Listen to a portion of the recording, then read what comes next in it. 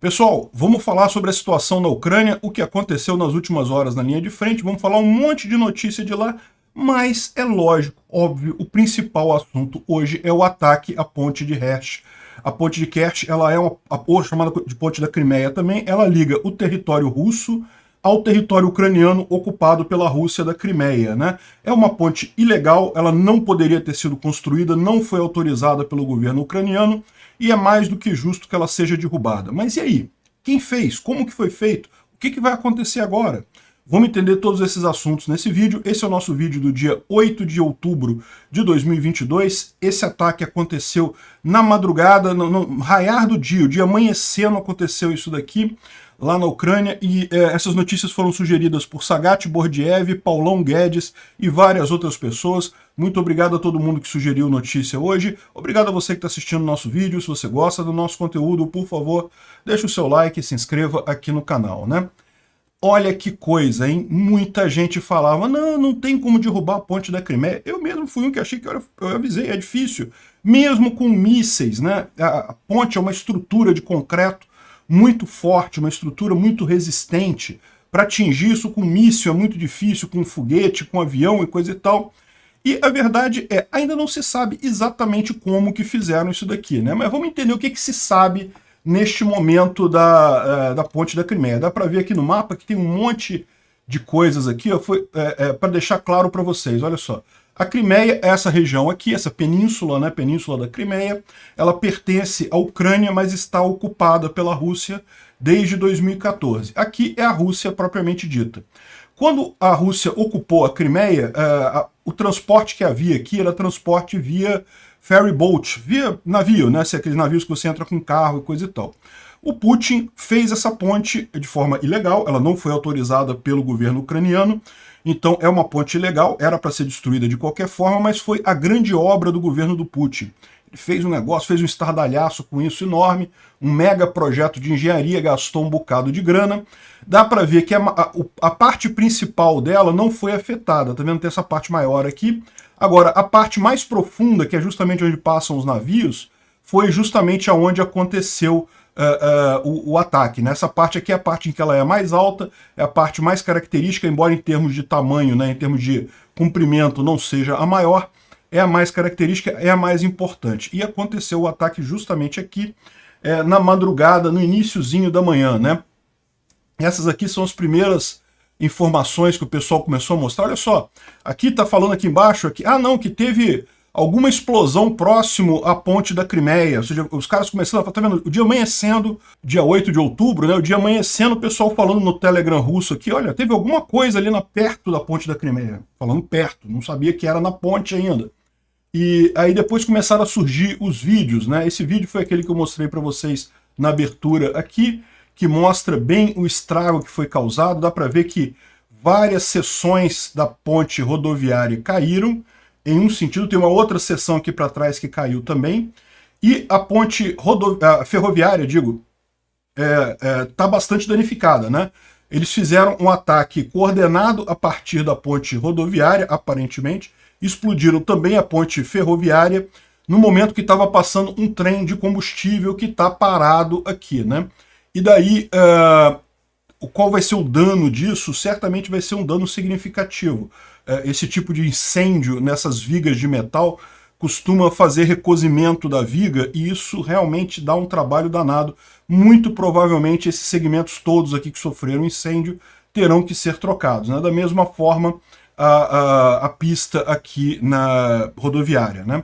O lado de lá da pista rodoviária não foi afetado, ainda dá passagem, mas da mesma forma, certamente estruturalmente ele não está muito bem, não. Tem que ser avaliado ainda se pode passar carro pelo outro lado, né? Ó, aí estão mostrando aqui alguns vídeos do acontecido. Vamos acompanhar isso aqui que estão dizendo que é uma câmera de segurança, né? Passa um caminhão ali, vocês viram o caminhão ali? Então passa o caminhão e aparentemente a teoria mais provável, a teoria mais corrente é que esse caminhão estaria com explosivos e detonou naquele momento.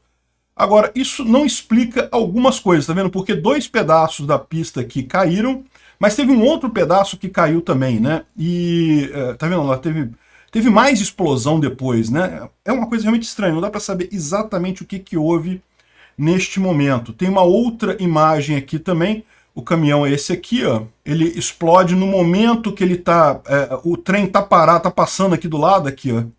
E aí ele explode justamente no momento que ele tá subindo aquela ponte ali do Estreito de Kerch, né? Não dá para ver, parece que o trem tá parado, né? Parece que já tinham parado o trem antes. O trem estava parado na região ali, que é um trem com combustível, e daí o caminhão acabou sendo, detonou e explodiu dos dois lados, né? É a possibilidade que o pessoal está levantando. Ele explodiu justamente na subida daquele arco principal da ponte de Kerch, né? Aqui tem mais algumas visualizações. Aqui é uma visualização depois do acidente ocorrido. Dá para ver que caiu aqui um pedaço daqui e tem aqueles dois pedaços para cá também que caíram. A ponte ferroviária, né, a parte ferroviária, dá para ver que ela se manteve, mas certamente esse dano do aquecimento aqui, né, do combustível pegando fogo ali sobre ela, certamente isso danifica essas vigas. O pessoal sabe disso desde a época do World Trade Center, lembra daquela polêmica que a temperatura do combustível de avião não derrete viga e coisa e tal. Mas não precisa derreter a viga, realmente não derrete, mas não precisa derreter a viga para ela perder capacidade mecânica. Ela enfraquece com o calor, o aço ele enfraquece com o calor. Se você chega a uma determinada temperatura, o aço começa a recozer e daí você tem uma perda de capacidade mecânica nele. Então, embora essas partes aqui da ponte ferroviária não tenham caído, não tenham sido totalmente destruídas, não tenham derretido totalmente, elas certamente perderam capacidade mecânica e muito provavelmente precisarão ser trocadas para isso continuar, para voltar a ser usada a ponte, né? Então realmente tem mais aqui imagens do trecho que caiu, tá vendo? Esse outro trecho aqui dá para ver que o outro lado da ponte, né? Dá para ver que ele está danificado também. Então assim, passar carro por aqui também é arriscado. Esse vídeo já é um pouco depois. Dá para ver que, embora já tenha o fogo principal já tenha apagado, ainda está pegando fogo ali nos vagões. E tem que tomar cuidado com isso, porque, bom, eu imagino que a essa hora já deve ter acabado o fogo totalmente. Mas o que acontece é que muitas vezes o perigo maior de explosão em recipientes desse tipo é justamente quando ele está mais vazio. Porque quando ele está cheio, lembra, a explosão é a combinação do material inflamável gasoso com o oxigênio que está no ar. Então, quando ele está cheio, o recipiente está cheio de gasolina, ou cheio de óleo diesel, ou cheio de qualquer combustível que seja, tem pouco oxigênio lá dentro. À medida que vaza uma parte daquilo e fica mais ou menos a mistura de combustível e ar, a mistura estequiométrica, aí que é mais arriscado. Mas eu imagino que já deve, a essa altura que eu estou dando a notícia, se tivesse explodido esses vagões, eles já tinham colocado essa notícia, então não deve ter havido explosão não, né? Então, dá para ver que teve um outro segmento que caiu também, ou seja, teve aqueles dois segmentos que caíram de um lado e mais um segmento que caiu todos da mesma pista e mais os danos todos que a gente viu no resto das pistas aqui, né? E, bom, primeira pergunta que a gente... vamos ver mais algumas filmagens que tem disso daqui. Essa filmagem aqui é o pessoal que chegou logo em seguida, né? O cara estava passando pela ponte e falou, bom, vamos ver o que tem lá, né? Vamos ver, não, vamos parar lá para ver o que tem. O que está acontecendo. Não, a ponte não vai cair, não se preocupe. Preocupado do trem explodir de novo. Não tá nem claro que explodiu. Foi o quê? Um caminhão? Talvez um caminhão tenha batido, alguma coisa assim. Aí o cara falou... Caramba, fudeu lá, porque a ponte caiu, né? Eles tinham acabado de falar, não, a ponte não cai, e a ponte caiu. Putz, que chato, hein? Aí os caras descem e vão filmar lá a coisa. Não tem nada, nenhuma novidade em relação ao que a gente já viu, né? Tem essa outra imagem aqui também, que parece que mostra um carro que está à frente do caminhão, né? Então, no momento que... Repara que não dá para ver o caminhão aí, né? Parece que ele está à frente do caminhão. É muito rápido a explosão que está acontecendo ali, né?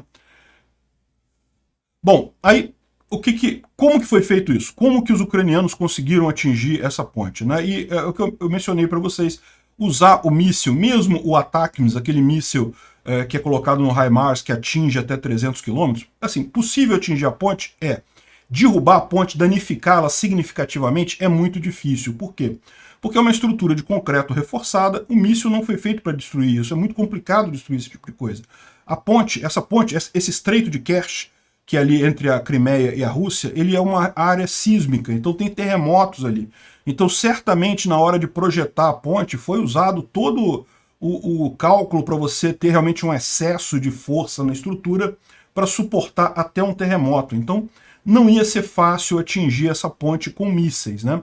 Então, a teoria mais aceita neste momento, isso a gente não tem certeza ainda, tem gente levantando outras possibilidades, a gente vai falar sobre isso, mas é que seria um caminhão com um dispositivo inflamável explosivo. Então seria realmente aquele caminhão que está passando aqui, esse caminhãozinho aqui atrás, que explode e atinge o trem, né? Aí pega fogo no trem, ele explode exatamente quando está passando ao lado do trem. Por que as pessoas estão dizendo que não poderia ser isso? Olha só, se você fosse um terrorista levando explosivo para tentar destruir a ponte, você provavelmente esperaria subir mais um pouquinho e estaria na pista de cá, na pista da esquerda, né? Daria muito mais efeito, estaria muito mais próximo do trem para causar mais dano. Ele estava na pista da direita, então é uma coisa que... Outra coisa, não é modus operandi das Forças Armadas ucranianas, mesmo das equipes especiais, fazerem ataque suicida. Pode ter sido um ataque suicida? Pode ter sido. Agora, o piloto do caminhão certamente não se deu bem nessa daí, né? Existem outras possibilidades do caminhão ter sido detonado sem que o piloto soubesse que estava fazendo isso. Alguém encomendou uma carga, o piloto não estava nem sabendo o que era a carga, o que ele estava fazendo, e aquilo foi detonado à distância. É uma outra possibilidade também. Não dá para saber exatamente o que houve nisso daqui, mas aparentemente essa é a teoria mais correta. Alguns estão apontando que havia um barco, dá para ver um barco em algum momento aqui debaixo da ponte, coisa e tal, dá para ver um barquinho passando mais ou menos no mesmo momento. Então pode ser que não seja o caminhão, que seja o barco que estava passando embaixo, que foi explodido e daí a explosão levou o caminhão, levou tudo. O caminhão estaria ali só né, foi pego na explosão no momento. Então existe essa outra possibilidade de um barco embaixo. O Oliver Alexander aqui, que é um perito nesse tipo de coisa, fala que não acredita, porque ele vê essa mancha aqui ó, da explosão e dá para ver que a explosão foi realmente no nível da pista. Foi naquele nível da pista que houve a explosão, e tanto que ela manchou aqui a coluna. Se fosse um barco, essa mancha estaria mais abaixo, né? É o que ele está colocando aqui. Repara como é que são dois segmentos que caíram, né? Mas ele explica isso também, porque o que acontece? A ponte é toda equilibrada. No momento que um segmento cai, você pode ter um deslocamento dos outros segmentos e o outro segmento cair sozinho, sem ser pela força da explosão, né? Enfim, certamente foi um dano considerável. Dá para recuperar essa ponte? Dá para recuperar a ponte. Vai levar algumas semanas, alguns meses para fazer isso, mas dá para recuperar essa ponte. Agora, isso vai ser um golpe para a Rússia de qualquer forma, né? A gente vai falar sobre os danos disso mais adiante, né? Aqui, ó, tá o caminhão na hora que ele passou. Isso é um ponto importante, tá? Por que o pessoal também discute a questão de ser um caminhão? Porque todo caminhão é inspecionado antes de passar na ponte da Crimeia, exatamente prevendo esse tipo de problema, né? Os russos fizeram isso já. Todo caminhão que chega ali, o caminhão veio da Rússia, tá? Ele saiu da Rússia em direção à Crimeia e passou na inspeção, tá aqui ele sendo inspecionado, os guardas olhando ali, coisa e tal, documentação, coisa e tal, e passou e foi embora. E né, mais adiante explodiu. Então eles estão falando, caramba, os caras não viram nada? Eles passam, inclusive, por raio-x, né? Tem raio-x de container que vê esses caminhões assim. Enfim, passou e pode ter sido caminhão, faz sentido, né, para você ter uma quantidade significativa de explosivos. Pode ter sido um barco por baixo? Pode ter sido um barco por baixo, mas realmente o caminhão parece a hipótese mais razoável, né? O pessoal tá brincando aqui que é igual esse cara aqui tá revistando as pessoas que estão entrando no show ali, né? realmente a revista não é essas coisas todas. O pessoal lembra, né? Ah, não, tem revista e coisa e tal, mas, meu amigo, é guarda russo, pô, é só dar um dinheirinho que passa. Ninguém assumiu a autoria desse ataque, tá? O governo ucraniano não falou que é dele. Também não desmentiu, não. Não falou nada. Aqui tem um jornal dizendo que o serviço secreto ucraniano está por trás disso daí. Foram eles que fizeram esse tipo de ataque, né? E, bom, parabéns a eles, conseguiram fazer algo realmente impressionante. Não é fácil esse tipo de coisa. O SSU, que é o Serviço Secreto Ucraniano, então não seria uma operação feita pelos militares ucranianos, seria uma operação feita pelo Serviço Secreto Ucraniano, né? E coordenaram de forma muito bacana, porque dá para ver que eles fizeram um negócio certinho, né? O trem estava passando com combustível no momento para danificar a parte ferroviária também. O caminhão estava passando ali, naquele ponto ali é o ponto mais sensível. Você pode pensar assim, ah não, ele deveria ter explodido quando estava lá em cima da ponte, no ponto mais alto da ponte, coisa e tal. Mas na verdade naquela subida ali é muito mais difícil para ser consertado do que no plano lá em cima. Então causou um dano máximo nisso daí, né? Teria sido uma operação do Serviço Secreto Ucraniano, mas ainda não tem confirmação. Ninguém assumiu nada neste momento, né? Então a gente já falou sobre isso daqui, né, que a indicação é que isso teria sido feito por um caminhão, um dispositivo explosivo. Aí um outro rapaz aqui, ele fala que não. A explosão acontece antes do caminhão chegar naquelas seções da ponte que colapsaram. Então tinha alguma outra coisa que explodiu que não foi o caminhão. Isso não foi feito por um carro-bomba, um caminhão-bomba, não sei o que lá. Porque eles têm detectores e coisa e tal, fala também dos detectores. Enfim, não dá para saber. A gente não sabe exatamente como foi, mas eu acho que o mais provável é que tenha sido mesmo o caminhão com um dispositivo explosivo, né? Aqui eles falam que, que a ponte da Crimeia é impossível de ser atingida porque ela é guardada por aviões, por navios, tem soldados que guardam aqui, tem um monte de gente que faz aqui a proteção da ponte da Crimeia, de forma que é impossível derrubar a ponte da Crimeia. Bom, não é impossível, não. Difícil eu sempre deixei claro isso, não é fácil derrubar essa ponte e tirá-la de operação. Mesmo nesse momento, como eu disse, ela está fora de operação por uns 2, 3 meses, mas os russos conseguem dar um jeito de botar ela operacional novamente, né? Não vai ser fácil, vai dar trabalho, vai ter custo, mas ela deve voltar a operar em algum momento. O que não impede, lógico, dos ucranianos fazerem de novo alguma coisa desse tipo, né? Já sabem agora como fazer. Por outro lado, também vai ser mais difícil fazer a mesma coisa de novo, porque os russos vão estar mais atentos a isso, né? Bom, alguns Telegram russos, né? Primeiro, como é que foi a reação russa a isso daí, né? A maior parte dos militares, dos bloggers militares russos, está pedindo que o Putin atinja Kiev com uma bomba nuclear. Essa é a resposta principal do pessoal, né?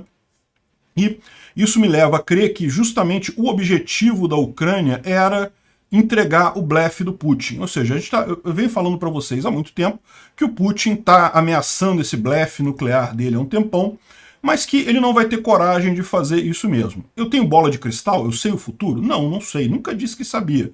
Me parece que é isso. É um blefe. Ele não vai fazer isso. Os ucranianos aparentemente acreditam na mesma coisa, sabem que o Putin está blefando, está fazendo essa coisa toda de ameaçar a bomba nuclear e coisa e tal, mas não tem coragem de fazer isso, porque ele sabe que a reação seria muito pior. A Rússia acabaria totalmente, né? Teríamos uma guerra que destruiria totalmente a Rússia. Então os ucranianos foram lá e falaram, quer ver, vamos fazer um negócio que vai forçar o Putin ou a entregar a guerra, assumir o blefe dele, ou então ir para frente e botar a bomba mesmo, e aí nós vamos ver, vamos continuar na luta mesmo com a bomba e vamos destruir a Rússia. Então, a minha visão é que foi isso que aconteceu. Os ucranianos pagaram para ver o blefe do Putin, né?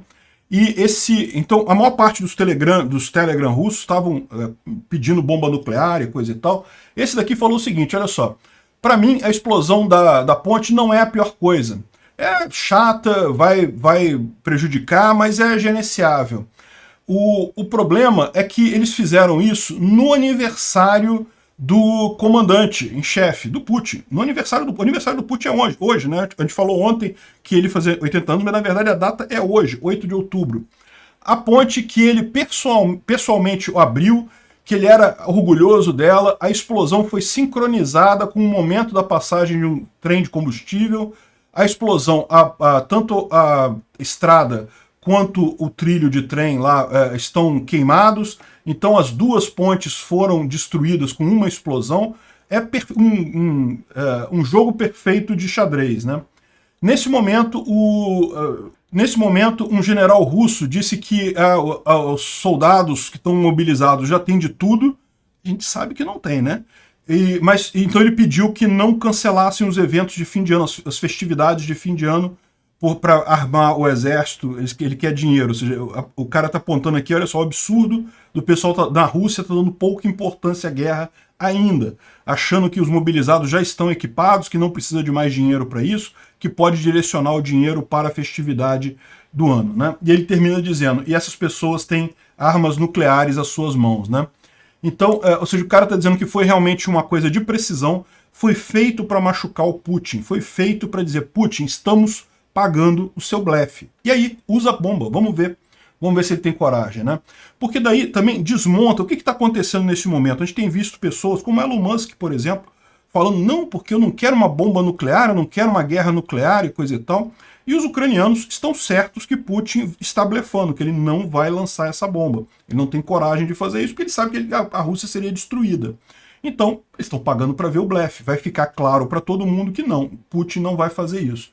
Eu acho que o Putin, o máximo que ele vai fazer vai ser declarar guerra à Ucrânia, o que vai fazer nenhuma diferença. Aí vem os memes, né? Olha só. Esse meme aqui foi colocado pelo Oleksiy Danilov, que é o secretário de defesa, né? O ministro da defesa da Ucrânia.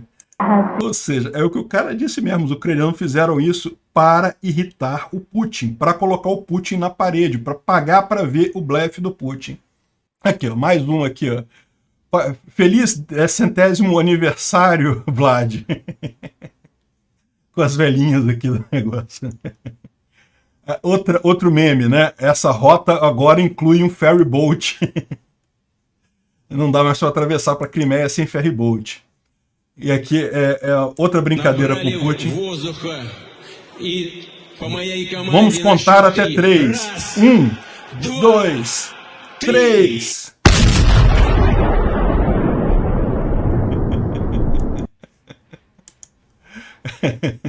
Lógico, não podia deixar de ter uns memes do Game of Thrones, né? Evidentemente.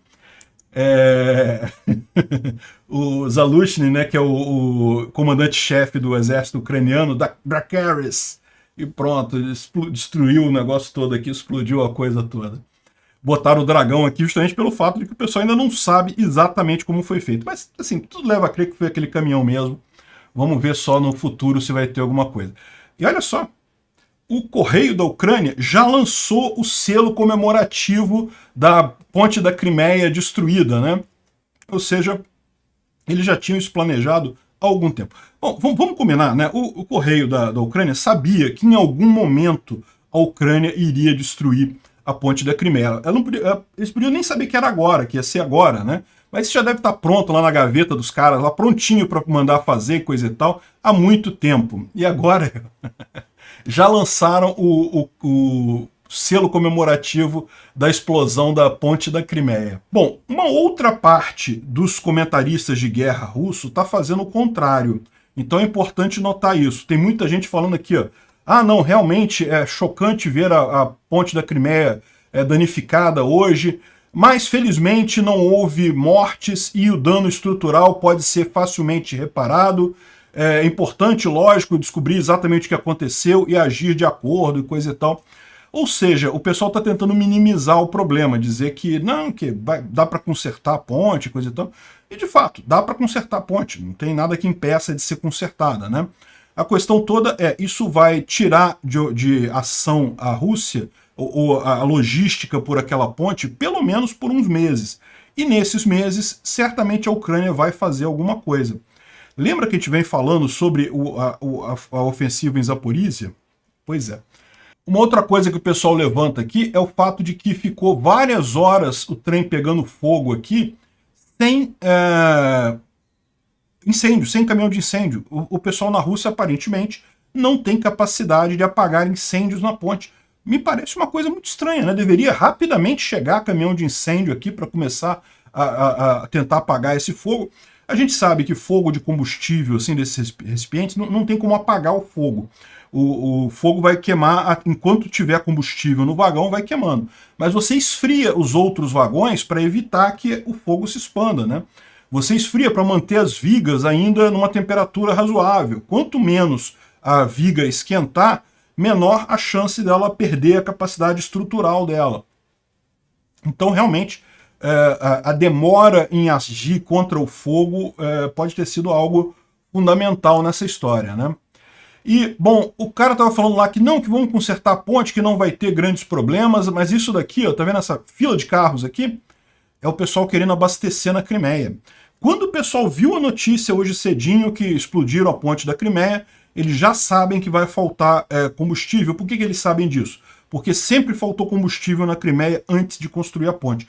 Entre 2014, quando a Crimeia foi invadida pelos russos, os russos não tinham como abastecer a Crimeia adequadamente. Então faltava muito combustível ali. Isso foi resolvido com a ponte da Crimeia. Os russos passaram a abastecer diretamente a Crimeia ali pela ponte, então meio que resolveu esse problema de abastecimento. Só que agora o pessoal da Crimeia lembra disso, 2014 foi há poucos anos atrás, eles sabem que vai faltar combustível e já estão fazendo filas quilométricas aqui para abastecer o carro, para tentar pegar o máximo de combustível antes de acabar, né? E o diretor lá da Crimeia, o fantoche russo que o Putin botou ali na Crimeia, ele disse para eles não se preocuparem porque tem reservas para pelo menos 2 semanas. Eu não sei se 2 semanas é uma coisa que dá uma tranquilidade muito grande, não. Lembra, a gente está lá no hemisfério norte entrando no inverno, né? Então, ou seja, esse pessoal aí está preocupado também com isso. A Crimeia, ela é relativamente ao sul, ela não é uma região de clima extremamente frio, como, por exemplo, Kiev e o norte da Ucrânia. Mas é bem frio ali no inverno, tá? Faz bastante frio ali também. O governador da Crimeia também falou que eles vão reativar os ferry boats. Então, para ter a travessia ali, né? Aqui nessa região, aqui é a ponte da Crimeia, os ferry boats atuavam um pouco para cá, ó, nessa região aqui que atuavam os ferry boats, né? Eles vão reativar esses ferry boats, vão voltar a fazer o tráfego aqui. Agora, o que aconteceu nesse meio tempo é que esses ferry boats foram usados para outras coisas, foram levados para outros lugares, porque antes havia um monte de ferry boat aqui, porque antes de haver a ponte da Crimeia, era a principal ligação da Rússia com o território ocupado da Crimeia. Então tinha muito ferryboat, só que a maior parte deles foi tirado de operação, foi usado em outra coisa, sobraram muito poucos, né? Eles vão certamente tentar usar os ferryboats, reativar isso, mas não vai ter a mesma capacidade de transporte, né? Aqui é uma outra imagem de uma outra fila para comprar combustível, mais uma fila enorme. Aqui está a mensagem no Telegram do governador lá da Crimeia, dizendo que eles vão fazer a limitação de mantimentos, só pode levar até 3 quilos por pessoa, né? Então a venda de mantimentos na Crimeia vai ser limitada, porque também é o mesmo problema. Antes da ponte eles tinham um problema de abastecimento ali, porque lembra, a única ligação da Crimeia com o continente era pela Ucrânia. E entre 2014 e 2022, a Rússia não podia passar por aquela fronteira ali do norte, porque evidentemente a Crimeia é um território ocupado, os ucranianos não deixariam ser abastecidos por ali. Então eles vão ter que fazer agora racionamento de comida na Crimeia, né? E aqui mais um recado no Telegram lá do pessoal na Crimeia, dizendo que tem filas malucas em postos de gasolina para comprar açúcar, cereais, isso tudo, açúcar e cereais já foram retirados das lojas, já compraram tudo. E ele ainda avisa que aos residentes de Sevastopol, conheça seus vizinhos, coordenem ações em caso de emergência. Ou seja, o que eles estão dizendo aqui é que se preparem para a guerra vai chegar na Crimeia muito em breve, né? Bom, não foi só na Crimeia que teve ataque ucraniano ontem. Aliás, vale a pena a gente falar, não teve nenhuma outra grande avanço ontem na linha de frente. Você pode ver aqui, teve muito bombardeio para cá.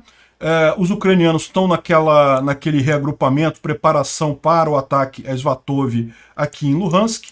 E também aqui em Kherson não houve avanço significativo ontem. Parece que estava todo mundo esperando por esse grande evento que aconteceu, né? Mas teve alguns outros ataques. Por exemplo, em Ilovaisk, que fica aqui em Donetsk, aqui, ó, houve uma grande explosão aqui, um grande incêndio, justamente numa linha de trem aqui, ó, numa estação de trem. Repara que é um hub que liga várias linhas de trem aqui na região, então foi mais um ataque ucraniano visando limitar a capacidade logística dos russos aqui nessa região, né? Certamente muito trem que vem aqui da Rússia, ó, para abastecer a linha de frente foi atingido aqui. Aqui está a imagem dessa explosão. No dia seguinte dá para ver que eles atingiram depósitos de gás e isso atingiu também a linha férrea aqui, com um incêndio muito grande. Lembrando que o que acontece nesse caso, né? A linha férrea, de novo, é o gás, é o aço recozido, né? Você tem a liberação do combustível, pega fogo. Não é que não dê para consertar, é só substituir esses trilhos aqui. Aqui não é uma coisa demorada de consertar, mas vai levar alguns dias para consertar essa coisa aqui, para eles conseguirem colocar essa linha férrea, essa estação férrea novamente operacional, né? Isso daqui provavelmente foi feito com HIMARS. Não tem muita dúvida neste caso, não, né?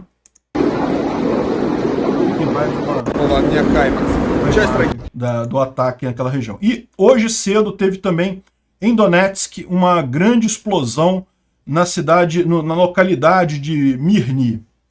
Mirny é aqui, ó, essa outra foguinho que está mostrando aqui no mapa, é bem no centro de Donetsk mesmo, e foi atingido aí por essa grande explosão aqui. Aconteceu agora cedo lá na Ucrânia. Ou seja, tudo indica que isso é parte de um plano. Os ucranianos estão fazendo alguma coisa aqui, né? E isso é o outro passo que muita gente está colocando. Claramente, o objetivo desse ataque à ponte da Crimeia, foi pagar para ver o blefe do Putin, né? Putin não falou que ia usar bomba nuclear, que ia acabar o mundo, não está querendo ameaçar todo mundo. E aí, Putin, vai ou não vai?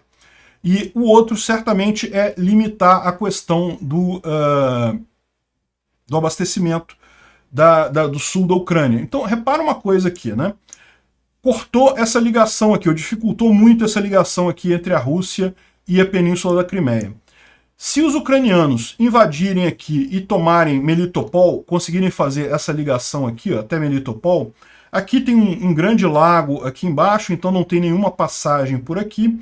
Existe uma pequena estradinha aqui, mas é uma estrada muito secundária, difícil de ser usada para coisas significativas. Então, repara, os ucranianos entrando aqui, tomando Melitopol, eles simplesmente cortaram todo esses russos que estão aqui em toda a Crimeia, em toda a região de Kherson, mesmo quem está do lado de cá do Dnipro, está todo mundo cortado, não tem mais como chegarem na Rússia, não tem mais como serem abastecidos, né? É lógico, a gente sabe, não é que não possa ter zero abastecimento, você sempre pode usar avião, tem aeroportos nessa região toda aqui, é uma região muito grande, tem vários aeroportos que podem ser usados para abastecer, pode ser usado ferry boats, pode ser usado um monte de coisa, mas a logística fica muito mais difícil. É exatamente a mesma estratégia que eles usaram aqui na margem direita do Dnipro, eles podem estar usando agora em toda essa região aqui, né?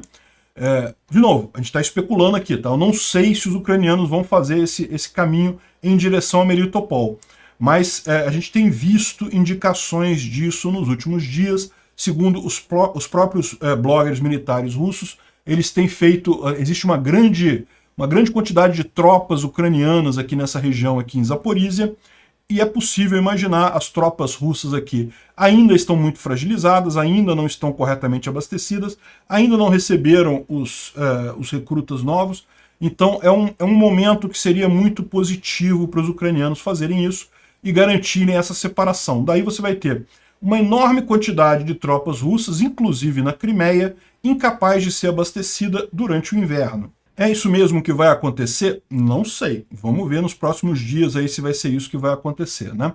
Agora, me parece muito claro que os ucranianos estão dando as cartas. Eles estão jogando esse jogo do jeito que eles acham melhor. O Putin começou com esse negócio de não, vou ameaçar usar bomba nuclear, chegou a deixar o Elon Musk preocupado, né? O Elon Musk, não, vamos fazer uma saída negociada para não ter guerra nuclear e coisa e tal.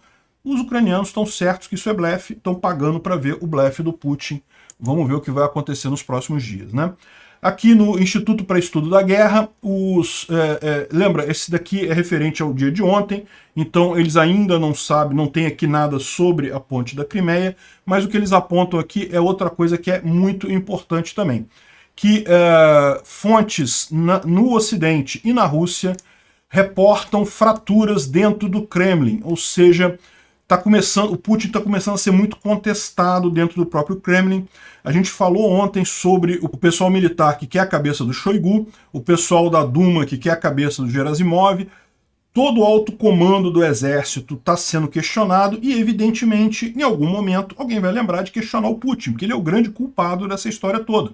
Ele tem sido mantido meio que isolado aí, mas no final das contas, ele é o grande culpado disso, né? Então começa a aparecer esses problemas lá no Kremlin, né?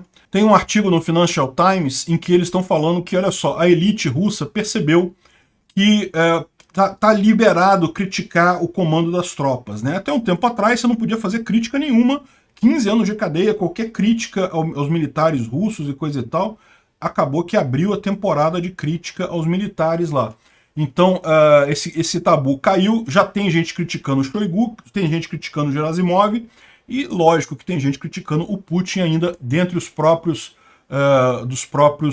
Silovaki, né, a elite russa próxima a Putin, né? Aqui a notícia da CNN é que 2 oligarcas russos pedem o fim da guerra. Vai depender muito disso daí, tá? Porque o que acontece é que os oligarcas já foram muito poderosos na Rússia. Não são mais tão poderosos como muita gente no Ocidente pensa que são.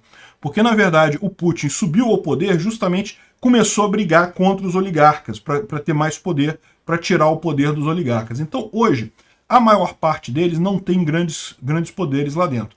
Agora, existem os Siloviki, que alguns oligarcas também são Siloviki. Esse grupo interno, que é o grupo que dá suporte ao Putin, esse sim, se começar a ter crítica ali, começar a ter problema ali, a gente vai ver em que ponto isso chega, né? Bom, ontem teve dois pronunciamentos muito estranhos, né? Primeiro, o Biden avisando que o Putin não faz blefe e que há risco de um apocalipse nuclear. Existe esse risco? Pode ser que exista. É o que eu falei, o Putin pode ser um maluco. Eu, sinceramente, não acreditava que ele invadiria a Ucrânia. Eu e muitos analistas militares não acreditávamos que ele invadiria a Ucrânia, porque seria uma jogada merda, uma jogada ruim, ele acabaria perdendo, como de fato está acontecendo. De novo, muita gente na Ucrânia, aliás, mas esse é um ponto importante, hein?